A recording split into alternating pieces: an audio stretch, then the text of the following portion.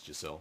The St. Agnes Primary School was officially reopened today after a lengthened Christmas vacation due to floods. Most of the country's schools were opened on January 5.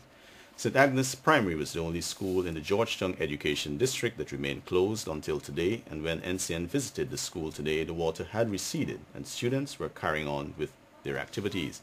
So far, only schools in the Mahaica, Maikoni, and Abari areas have remained closed, and it is still unclear if the Lilydale Primary School in the Pomeroon area is reopened.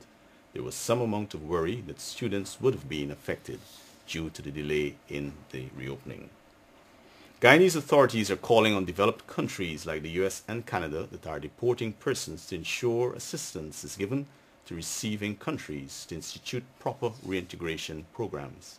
This call was made on several occasions by both President Barry Jagdeo and Home Affairs Minister Clement Rohi. Edward Lane reports. Only last week, President Barry Jagdeo renewed his call for more monies from deporting countries to receiving states.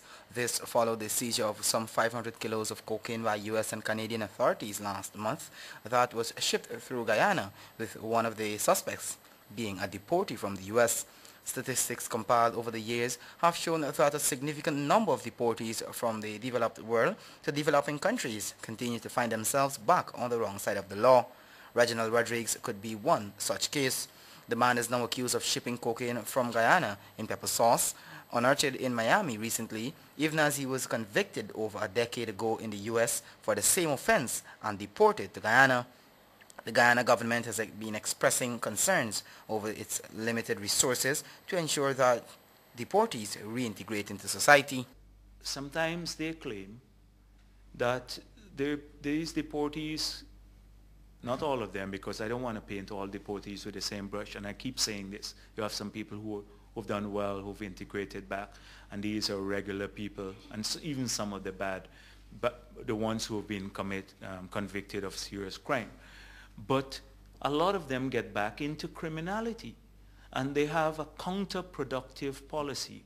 They lecture us on drugs. They want us to fight drug traffickers more, and if you look down the list of the people that get sent back, often it's a long list of drug traffickers. The proliferation of Guyanese from the U.S. to Guyana led to the signing of an MOU in 2005 between the two governments, providing for a defined procedure for the return of citizens. The MOU applies to criminal aliens or persons being formally removed from the U.S. on the grounds of a criminal conviction there. Last year, the U.S. government, one of the lead countries to which cocaine is shipped out, outlined a proposal to assist the Bahamas, Jamaica, and Guyana with deportees.